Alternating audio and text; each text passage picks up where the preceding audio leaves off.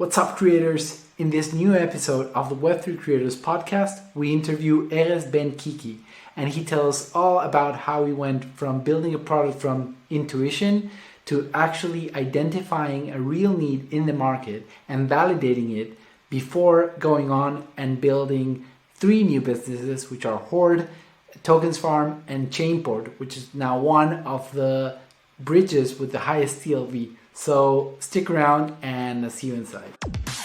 You're listening to the Web3 Creators Podcast, where we speak to the brightest minds and builders in crypto, DeFi, NFTs, and the metaverse. Our goal is to give you the absolute best tools for building a thriving business in the Web3 space.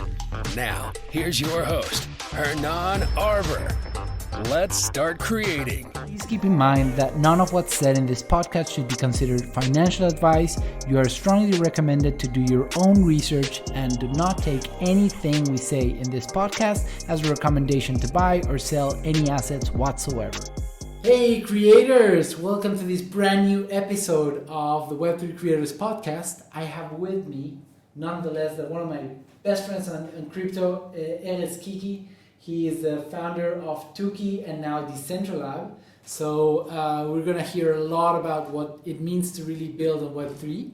And I haven't thought of a title for a podcast. What would you call it? We are like in the bottom of the bear market, so we should, we should make this podcast like the symbol to symbolize the bottom. From here, it only goes up. So let's say up only. Up from here. Up from here. Yeah. Even though I'm doubtful if this will be the bottom, but let's hope. Generally, the bottom comes as a surprise when kind of no one expects it. You know, it's the bottom only 3 months after you reach the bottom. Yes. The bottom is only clear in hindsight, of course. But how are you? So let's talk a bit about that. How are you doing? Wait, first of all, thank you for having me on. Thank you for coming with me. I know you for how many years? Like 6 years, right? Yes. Something like that. Yes. We are almost. We can consider ourselves as OGs. We are, and I contacted you about Kiki back in 2017. Yes, it's 6 years almost. Yeah, almost 6 years. Yeah, it's been a ride, huh? Yeah, and still. Yes, listen, you're one of the people I appreciate the most here in the Israeli tech scene, and especially in Web3 and blockchain. I know there's a ton what we can learn from you, but then tell us a bit how you got into crypto, what your experience has been, how are you doing these days. Let's start by the beginning. So first of all, I'm Erez Ben-Kiki. I'm a CEO, co-founder of Dcentralab. We started as a project named Kiki in 2017, and in the last couple of years we evolved to be a Dcentralab hub. We are developing a few projects, actually 4 projects. I will tell more about them in a second. So how I got into crypto? That's always an interesting point for to hear from anyone in the space. I've been to the finance industry for almost a decade. I was working as an analyst and financial trader, and one of the biggest firms in Israel for about 6 years, and another 3 years another place. And I heard for the first time I heard about Bitcoin. I think it was 2011, something like that. And I tried to understand what it is. Well, as a person that's coming from a finance world, I consider it to be like a stock, but it was a very unique stock. It was a stock that has its own stock exchange just for that stock. And on top of that, it of course has a limitation on number of stocks. You cannot create more than the final number. And it doesn't produce any dividends. And it doesn't produce any dividends. And it's decentralized. And it's traded 24/7. And the first thing I thought was, wow, this is like the most impressive tool for manipulation humankind ever invented. Because when you're working in the finance world, you are seeing a lot of very strange behavior and anomalies happening in stocks, options, even in bonds sometimes. And there are big players, what we call whales, behind the scenes, sometimes it's even countries, doing things that you cannot anticipate or understand, but they are moving the market by their wishes. And in Bitcoin, I thought, wow, this is like taking it to the next level. People can do crazy stuff here. Especially with the small market cap that it was back then. Exactly. And I said, okay, I don't understand it, but I have to get in. So I tried to get in, but it was just too complicated at that time. It was like, hey, you need to download this software and then like install this code, and I was like every time like, okay, never mind. Of course, it was a mistake.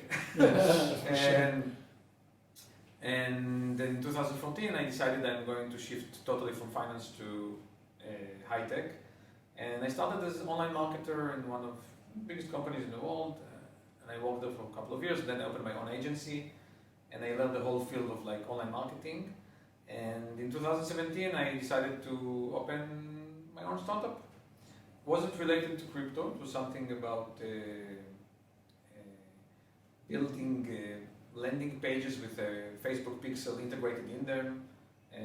But about 3 or 4 weeks after we started this small startup named Kiki, what happened was something that was a breakthrough in the space. It was Bancor ICO. It was in, I think, July 2017. And they raised $153 million in like 3 hours. And their building, their office, was 2 buildings from ours in the same street. And one of our best friends, which is one of the top VCs in Israel, he made this post and he said, today was a pivotal day in the history of like funding. People will remember this for years. From now on, funding startups will not be the same. And then sounds like top market talk, man. Yeah, from that moment, you know, you're just going into the rabbit hole and there's no way back. Wait, he did mention the words, this is just the beginning? Yeah, he said this is just the beginning. Yes. I remember it was the name, it was the crazy game, I think, where LeBron, like, scoring the highest number of points in an NBA game ever, something like that. Everyone are talking about LeBron, but you don't understand. In the finance world, something else happened, which is even bigger.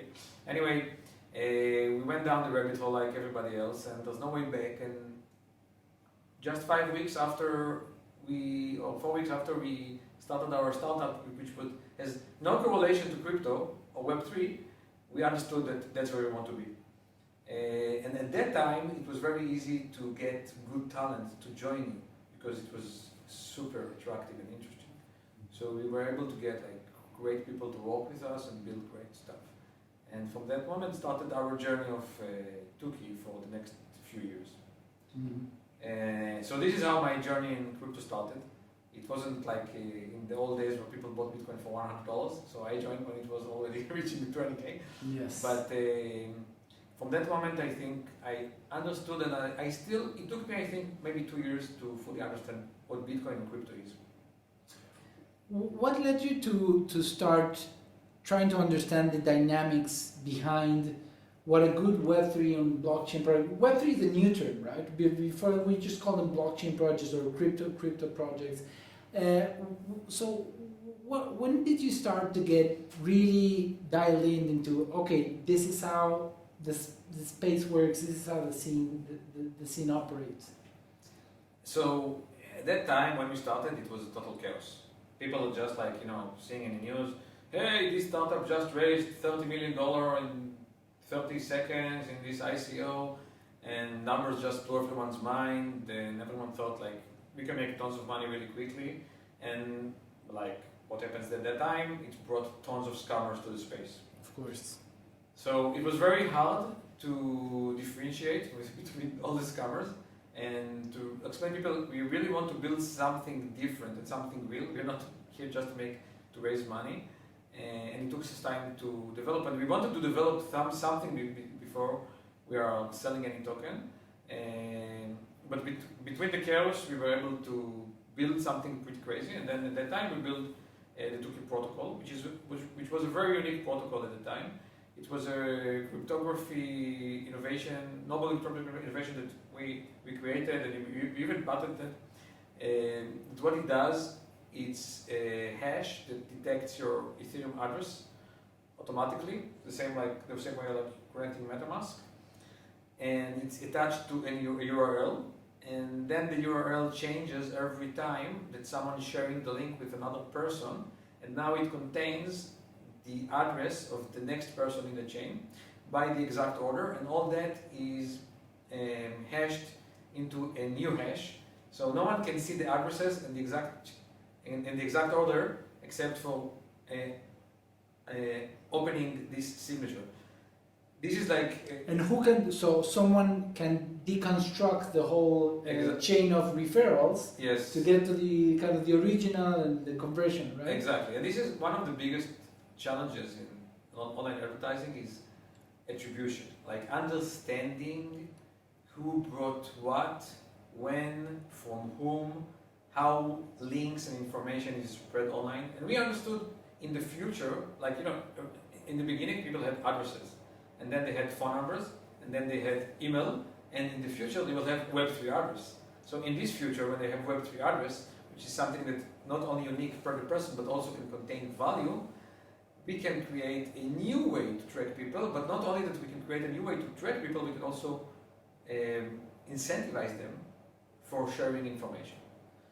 And from that moment onwards, we start building this software named Kiki, which is a software to create links. In the beginning, we wanted to do it for Web3 links only, like people doing ICO. Later on, we pivoted it to be just any link in the world.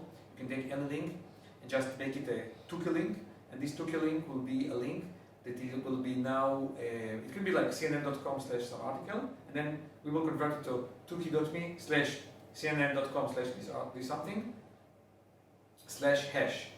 And when people, it has of course a shorter version, like a bit version, and when people will share this link with one another, every time the link will change a bit and will contain the address of the next person. So eventually you get this huge tree of addresses, how people are sharing information.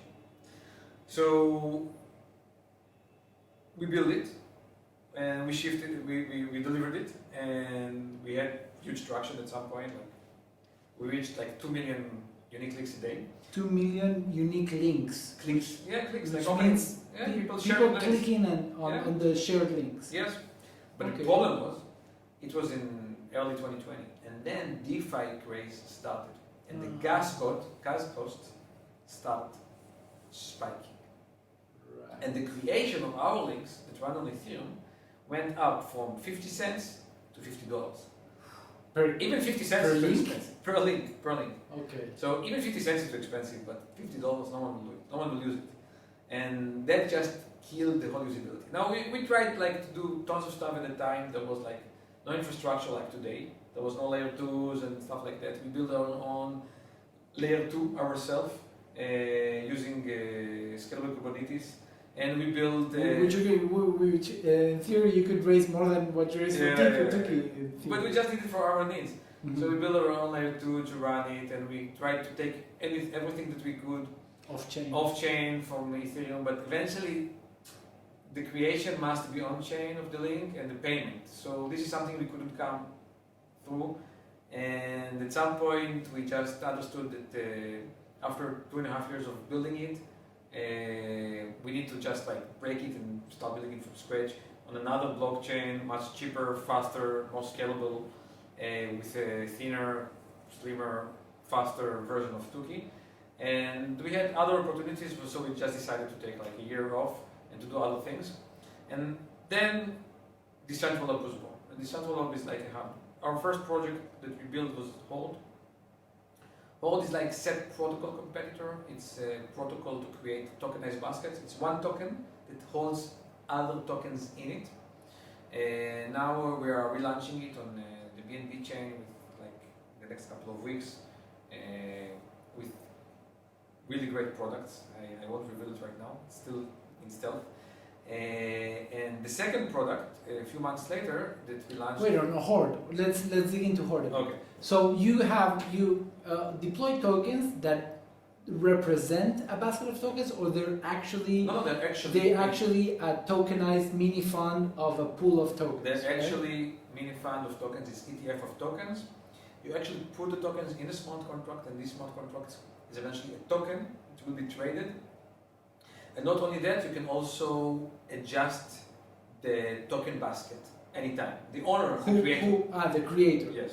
But now, if I get that token and if I sell it in the market, does the smart contract automatically sell all tokens equally because the token was sold? No, it's exactly the same like an ETF. The ETF tokens symbolize the underlying asset value, or it should symbolizing it. Tokens. And otherwise, there's going to be arbitrage opportunities, and people can trade the token. And now we are expanding it. I will give a small hint.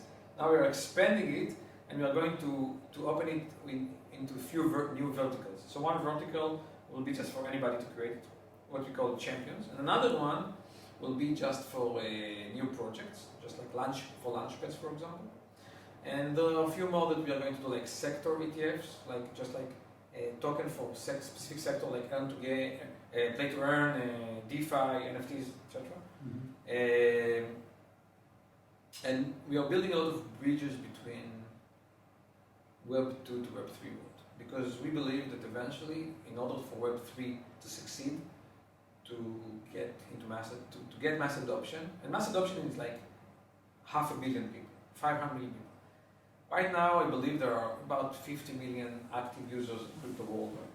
We need to 10x that. 10x that, exactly. Next couple of years. To 10x that, you must make the experience way easier, smoother, faster, and cheaper.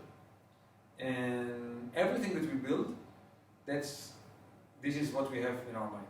How to make it easier, cheaper, faster. Because we believe that's what will bring them the next wave of people. This is what will bring mass adoption into crypto space.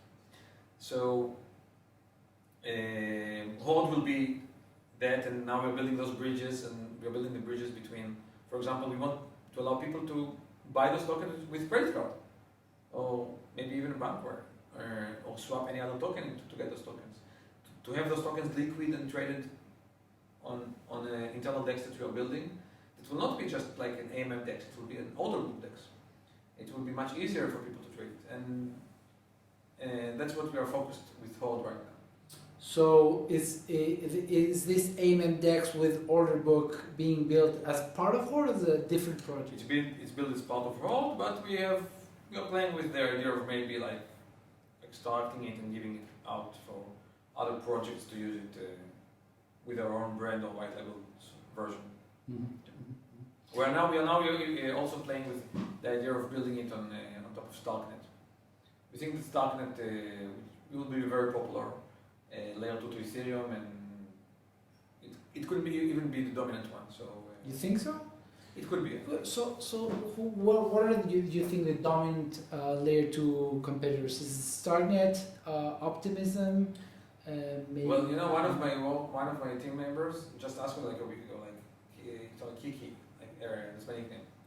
What is the difference between an L2 and just another EVM chain? And I told him, it's hard to say, Yeah, well, there's no clear border. After IBC, it's pretty much going to be the same. If you work in Polygon or Matic, which is supposed to be in layer 2, it works exactly the same as an EVM L1, yeah, right? Yeah, exactly. Well, right now, clearly BNB chain is the biggest chain worldwide. It's even bigger than Ethereum by number of transactions and volume and real users. I've seen some data that while all the transaction volume in both Solana, Avalanche, and they've been decreasing, the transaction amount in BNB chain is rising actually in Binance Smart Chain. Yeah, BNB, they build a really, really crazy ecosystem because everything is connected to BNB eventually. Today is a very symbolic day because today Binance is delisting USDC and USDT. It's not even just listing it. They are converting all the users USDT and USDC to BUSD. It's going to be billions of dollars into BUSD like in a few hours. What do you think? What do you make of that move, personally? Well, crazy leaders, they do crazy moves. Yes. So sometimes they're too crazy, like what's Putin doing right now. But CZ he's got balls. You know. I know. He's got balls. Yes. And that's one hell of a move. He knows his place. He's the biggest exchange. He's top 10 tokens, like steady. He has one of the biggest, if not the biggest ecosystem, or maybe the second biggest ecosystem in the space, and he's building tons of stuff around it. So for him, he thinks that, it doesn't make sense for him to have USD number 3 in market cap, and not only number 3, it's only 25% from USD to USD. He wants to be bigger. So he said, okay, I'm going to do this move. I can always reverse. If people won't like it, they can always come back in a few months and say, okay, we are listing back. Reinstating. Yeah, we're just putting it back. But for now, even for a few months, I will still grow the BUSD market cap by a lot and decreasing the USDC and USDT. So, crazy move. Do you think that's a trend, Erez? Because I see, from what I'm seeing of the most powerful, largest centralized exchanges, which hold most of the liquidity, which essentially is, until now, it's still the core use case for crypto.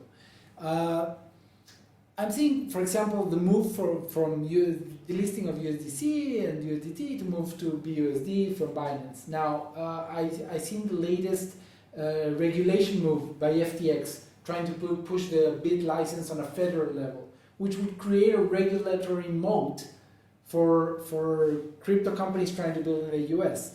And it's kind of setting us up for this scenario where the basic premise of decentralization is kind of at stake, right? We're not sure if this is going the right direction. What do you think? USD is a centralized token. It's US dollar token. Agreed. So any token in the world that you want to be pegged to USD, it cannot be fully decentralized. It just doesn't make sense. We tried with the USD. Yeah, but it was if people understand finance, they would understand from the beginning, it doesn't make sense. You cannot give interest, you cannot give promised interest for something that you cannot meet. So unless you have the USD printer, how the hell can you give promised interest on USD and keep it pegged to the US dollars? It just doesn't make sense. Not in a sustainable manner. The only person or entity in the world that can give a fixed interest rate on the USD is only the Fed. That's it. Because they got a printer. No one else can. And so anyone else promising you fixed rate is just scammer or stupid. No, agreed. So let's go back to Dcentralab. As we have Tuki, we have Horde, and then now you have a very interesting bridge. I'm sure we can get a bit into that. And why don't you tell us a bit what's on the cards? So yeah, after Horde, our next project, a few months later, we started it in June or May 2021. It was Chainport. So Chainport is a bridge. We saw it was about a year after AnySwap, the first bridge in the space, launched. And we understood that there's going to be, we're moving into a new world where tokens can move freely between chains, and bridges is something that's going to be a big necessity in the space. So we built Chainport. We had a very good team and a very good project manager to lead it, and in less than 2 months we were out in the market with the first version. The uniqueness about Chainport as a bridge, that it's the only custodian bridge in the space. That means that we are storing, any given moment, 90 to 98% of the TVL, of the total value locked, of the tokens in the bridge, on cold vaults. We're using for that the two top most common cold vaults in the space, Fireblocks, the biggest MPC solution in the world, multi-party computation, and Gnosis Safe, the most common multi-sig open source wallet. And we did that because we thought that bridges is something that will be very needed, but also very dangerous. Obviously. This is an early technology, and any hack, any bug, any error can be a killer, not only for the bridge, but also for all the underlying assets, all the tokens hosted in the bridge. So this is the decision we took. And eventually, we found it to be very smart because... Don't you get to a situation where people try to port more than what you have on an accessible basis? It cannot be done because you always port from the original version to the target chain. So if you want to port, for example, from Ethereum to BNB chain, the way it works, it's wrapped to synthetic wrapping. We are taking the Ethereum version and then we are locking 90 to 98% of it on our cold vaults and we are minting on BNB chain. So we can potentially mint as many tokens as you will bring on the destination chain. And when you want to go back to the target chain, we will burn the BNB version, target chain, and then we release for you the Ethereum version. So it's always one-to-one. There's never like two types of the same token at the market at once. There's always one token locked and one minted, and one burned and then one released. Always like that. So it cannot be happen. The only thing that can happen that if someone wants to go back to the original, to the native chain, let's say for Ethereum, with a big amount, let's say, I don't know, like $2 million, which is more than 10% of the TVL of that specific token at that moment. So what we will have to do, we will have to manually approve the transaction and release the tokens from the cold vaults. And that can take us 20 minutes. Can you port stable coins? Not yet. We are our niche is right now alts. We have almost 200 alts in the bridge that we're supporting, about 40% of them with liquidity on the other side, on the destination chain. We are supporting 9 blockchains: Ethereum, BNB, Polygon, Avalanche, Fuse, Phantom, Doge Chain, and Aurora, and many more to come very soon.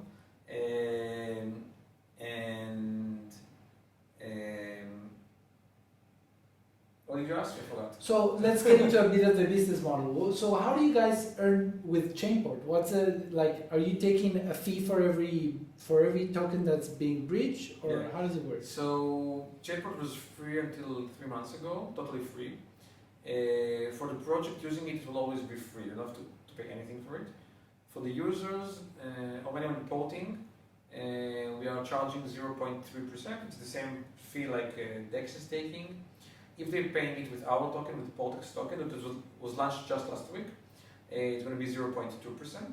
We are not keeping the fee to ourselves. We are splitting the fee between all the players in the game. We are giving 20% to the project. So if you ported Hold, for example, the whole project will get 20% of the fee. We are giving 20% back to the users based on reputation points. So the big players of the bridge will get more, but they will get some of the feedback. Another 20% we are giving to affiliations or referrals, people that integrated the bridge or refer us new projects to use the bridge. 10% we are giving as staking rewards, 15% we are buying and burning our tokens, and 5% going to us for the company. Full economics is, you can always find on the website, chainport.io/token. We have another business model that we going to announce next week, what we call Chainport Private Custodian. So the Chainport Private Custodian is actually a very interesting thing. The way it works right now, the tokens are stored in the cold vaults on a multi-sig, both on Fireblocks or Gnosis, held by the Chainport Congress. On the Private Custodian, we are going to expand the multi-sig to 3 out of 5 signatures. We are going to have 2 signatures. The project is going to have 2 signatures for their token, and another signature is going to be with a lawyer, with a third-party lawyer, out of a few options that we are going to have to offer. So in the unlikely event that all Chainport team get killed at once, the tokens are secure. The project can just call the lawyer, tell him the project didn't answer in the last 72 hours, please make the third transaction. They will be able to release the tokens and airdrop them to all the users based on the address. And we could do the same if the project disappeared. Now, none of the players, because this is 3 out of 5 signatures, none of the players can still take move the token themselves. So this is taking it to the next level. It makes it like almost a private bridge. On top of this, we are also going to offer the option to control the bridge path So you can decide if you want to open the bridge right now from Ethereum to BNB only and one way. So you want to move your community from Ethereum to BNB, and they can just go from Ethereum to BNB via chain port, and that's it. They cannot go back. Or you want one way to go back, or to move to another chain, or to block specific chains and unblock others, or also do limit of maximum orders, maximum size, minimum size. Everything is optional via the private custodian. This is a paid service that we are charging for. It's 5K a month in stables plus 12K Portex staked for the duration that you are using the service. But this is not a payment. This is just to have a stake in the ecosystem. Just take in the ecosystem. That's it. Yeah. So these are the two business models that we have. The fees kicked in 3 months ago, and every prot has its fee. And there is a third fee that was introduced last week when we introduced the Portex token, which is the taxable mechanism.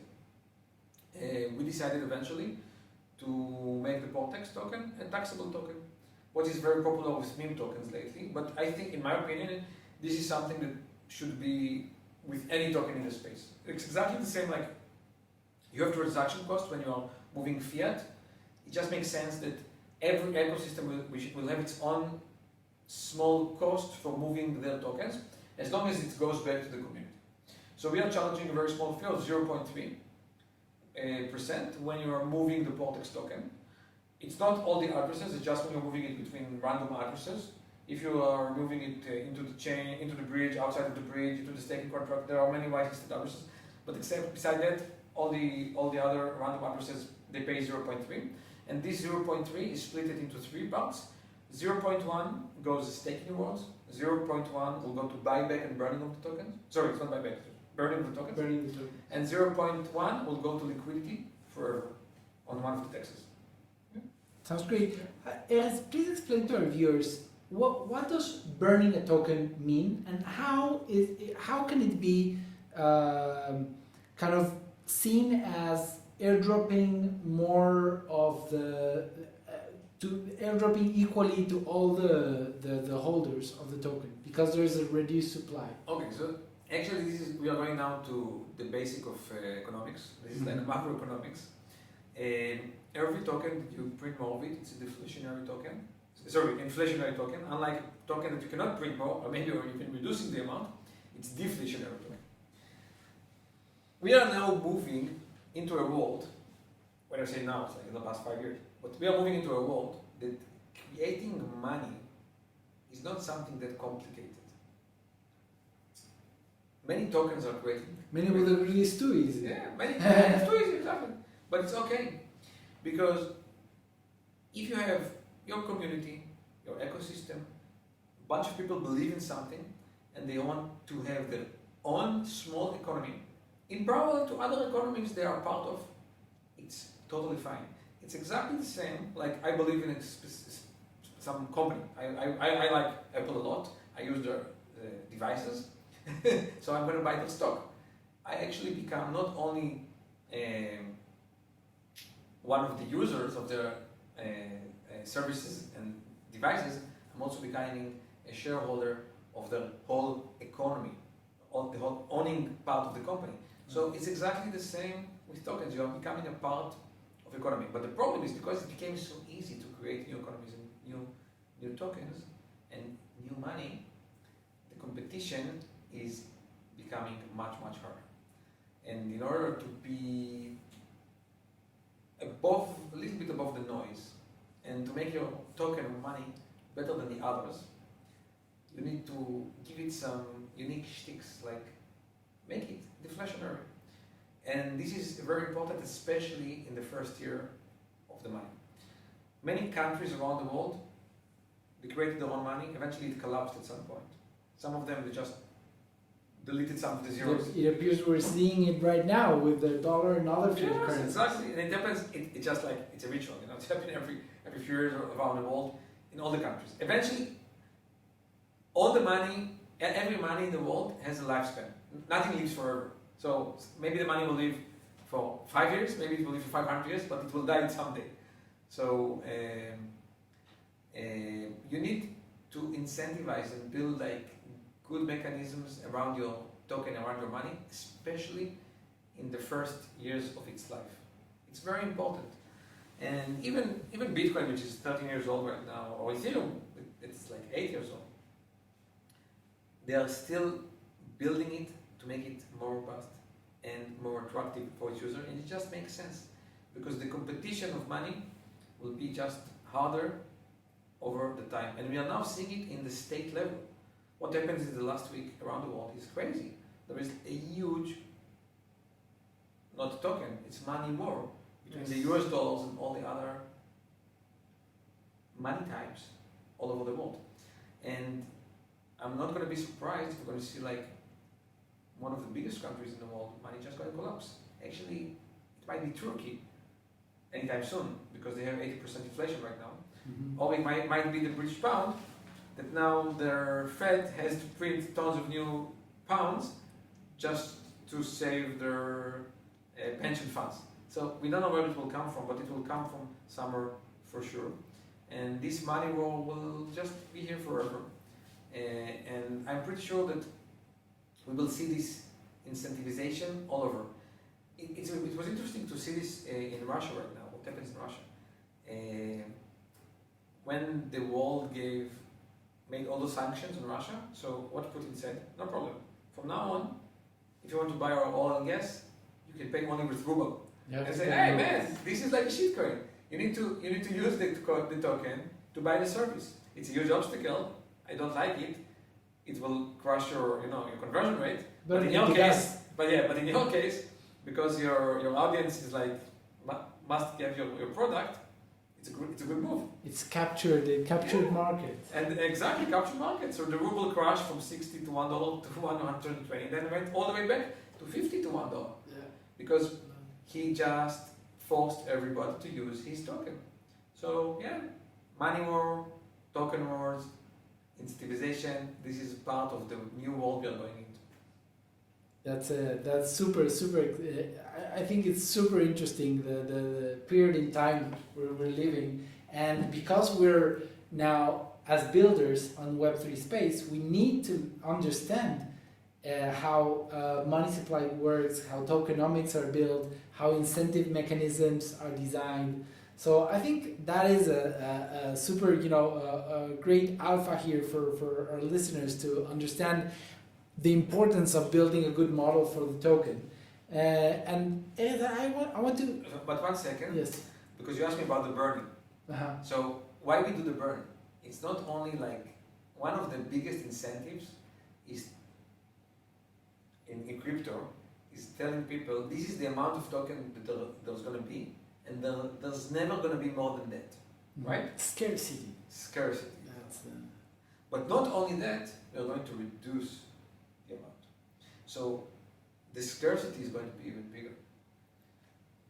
In Chainpot, what we did, for example, we have a staking contract. And this staking contract is getting rewards from 3 places. One is the taxation, third of the taxation. Another one is the porting fee. It's getting 10% of the porting fees. And another one is random marketing programs that we are doing. Is giving for 2 months or just like periodic amount of time rewards in the tokens. So people have the incentive to stake tokens because they get a share from the success of the ecosystem. And the more the product, the ecosystem, the bridge is operating and working, the more they will get. And not only the more they will get, from the other side, we are burning the tokens. So their portion will be bigger. They get more, the total number is reducing, and their percentage of supply is growing. What makes the early adopters gain much more than the others, and that's exactly how it is with any economy in the world. It's the people that bought the land of Manhattan 200 years ago, or in Tel Aviv 50 years ago, or Bitcoin 10 years $20, ago. Yes, of course. No, this is truly eye-opener in terms of how monetary systems work, and I'm very happy that our conversation dove into that. But I want to take a step back, bring it back to you, and bring a bit of builder entrepreneur value to our episode. And I want to know about what are some things you want to advise creators in Web3 and entrepreneurs. Some good tips you can give them, or some things to avoid. You know, maybe hardships you've been through. What can you? What would be your 2 or 3 main takeaways from building in this space? Okay, so I will combine it with telling also about our last product that is live, which is Tokens Farm, and I'll answer your question. So we have the 4th project. It's called Tokens Farm. Tokens Farm is something that we started thanks to Chainport actually. Many projects came to us, they wanted to port their tokens from Ethereum or from BNB to other chains. But then they said, okay, but the problem is that we don't have liquidity on our target chain. So we can move some liquidity, but we need to grow the liquidity. How can we do that? So we told them, make an LP farm. Make a liquidity pool farm and incentivize your users to grow your liquidity. For our viewers, an LP farm means when you deposit a pair of tokens that allow these tokens to be exchanged, so meaning in a DEX, you deposit, for example, Ethereum and Chainport token, so that you can provide liquidity for that for Uniswap or for an exchange. You get in return an LP token, which is a liquidity provider token, and that token you can do all sorts of things with it, like for example start what we call yield farming, right? Exactly. And then they asked us, well, can you get one? So we said, okay, let's build it. And then we built this product, and it's a platform called Tokens Farm, and this platform is just like giving smart contract as a service. We have 3 products right now. We have LP farms, staking farms, and investing contracts. I think it's the biggest of its kind in the space, like farm as a service. It has right now $39 million at TVL and growing. It's one of our most steady product, even growing even now in this bear market. And this was, for me, a great lesson, how you should build a product from zero. I saw the need, I saw the pain, and I did my best to deliver a solution as fast as possible. And we delivered the first version like in 3 weeks. The best thing I've learned in entrepreneurship is that never listen to yourself. In the first years... No, I think the big takeaway from what you said is actually focus always first on the problem and identify the need first. But more than that, don't listen to yourself. Listen to the audience.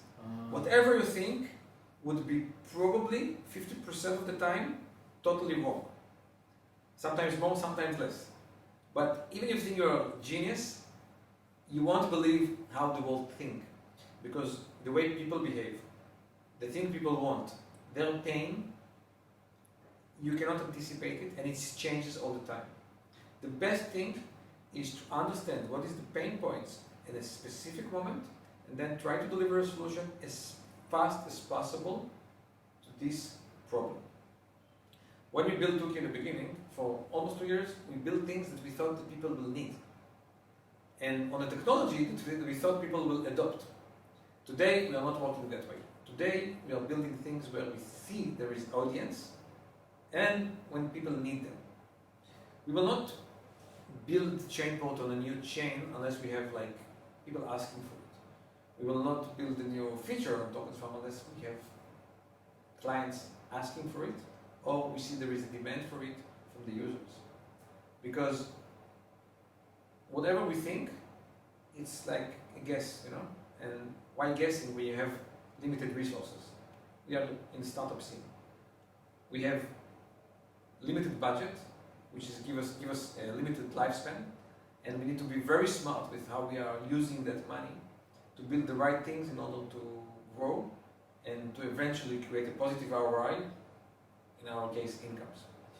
So my best advice is take your idea, not for for granted. It's a nice idea, but it will change, and be open to change it 10 times a day, be very flexible, and try to talk to the clients and users all the time. How would you go about validating your idea when you're starting out and you still don't have that customers or the You must find design partners. You must find people that like what you are going to build and willing to use it and give it to them for free. Just have them in for free. Just so you have the first clients and they will be your beta testers, they will give you their feedback and they will help you grow. And it's always, you can always get it. If you can't find like design partners, it means that you're doing something wrong, you're all in the wrong way. Not right for building. Yeah, don't build it because no one needs it. Right. But if you find like 2 or 3 design partners, it means like someone is interested to give you the chance of building because he will try it, he will use it if it will work. So that's the best thing. The second thing is as fast as possible go to market. Try to reach the market as fast as possible. And those 2 tips, I didn't invent them.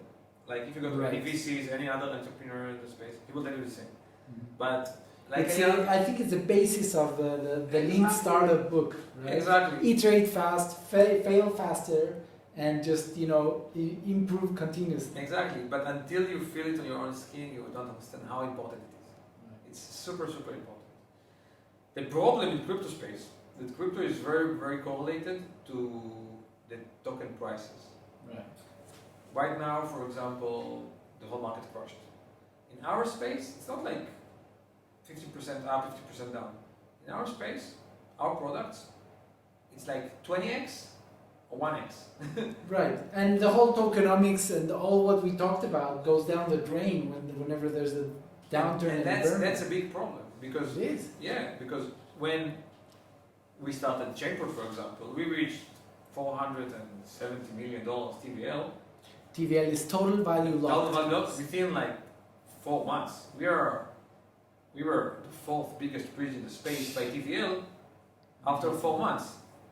The TVL crashed now, right now it's like $130 million. But we are still the 4th biggest bridge. It's not that bad in terms of percentage. But we are still the 4th biggest bridge because that's the problem. The market in crypto is moving in elephant's move. It's 20x or 1x. And this is a problem because when the business is growing, you need to grow it very fast and scale it. And when it's slowing down, you need to back up very fast. And build your key strengths to be able to withstand a prolonged bear market. But in my opinion, every time we have a bear market, people think, this is the end, it's dead. So, hey, guys, let's be honest. If I told you 3 years ago, one day Bitcoin will crash to 20K and we are all going to be very sad about it, you will say, oh my God, this is amazing. So, yeah, eventually, if you take any 2 years time, tokens price, like the big tokens, the whole space, Bitcoin, Ethereum goes up. It's hard to find the gems of the next cycles. It's hard to know who are going to be the next top 100, top 50, top 20 tokens. What's going to die, what's going to crash, what's going to explode. But what will succeed will probably do like 100x, not 10,000 x's. And that happens, and that's amazing. This is why even now when I speak to VCs, they sometimes tell me, hey, we're still investing only in tokens. Because it's not for us just to succeed with one token to make up for all the rest that we will not make a lot. So there's a big benefit about investing in tokens. And then another thing is like 2 big benefits. They're liquid, which is amazing. Usually VCs, when they invest, they have to stay for a few years until there's an IPO or an exit. And usually it's like 0 or something. When it's traded, you can get out whenever you want with portion of it. So of course, yeah, having it liquid is a big part of it, and when built right, it can be very, very, very, very positive. Yeah. On the space.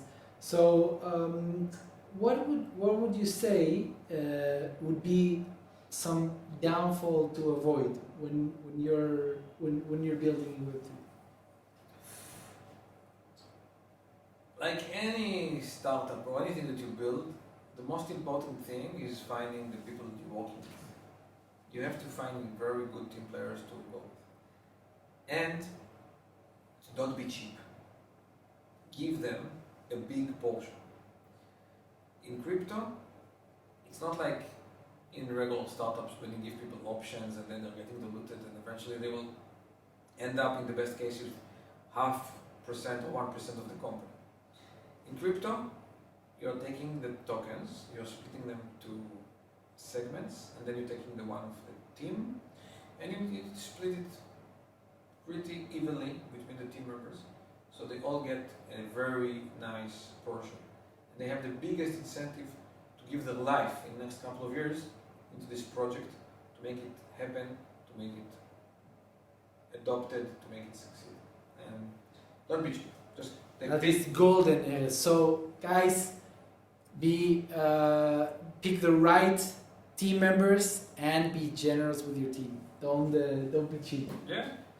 And if you have good team members and you give them the right incentives, then you need to build the right things, move fast, break things, go to market fast, and probably you'll be okay. Or worst case, you're gonna have fun. And if you fail, you'll learn a lot. If you fail, take it as a lesson. Always.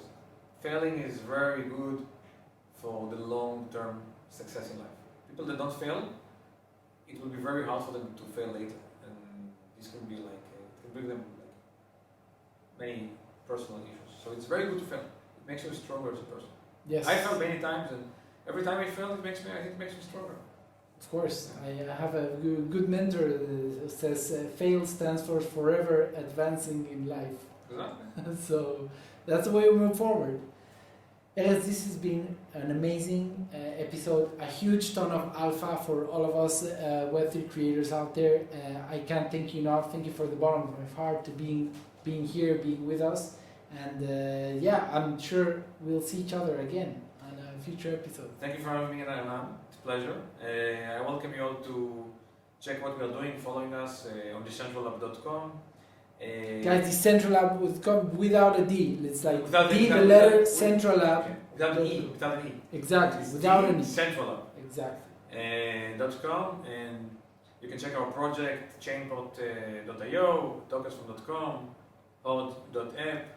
We are going to relaunch Tuki next year, and we have two. I'm still hodling, man. So we are going to actually we just like uploading today something to the website, like something about it, and we are going to we are now working on another side project, something cool, not token or anything like this, but something that will help a lot creators in the space.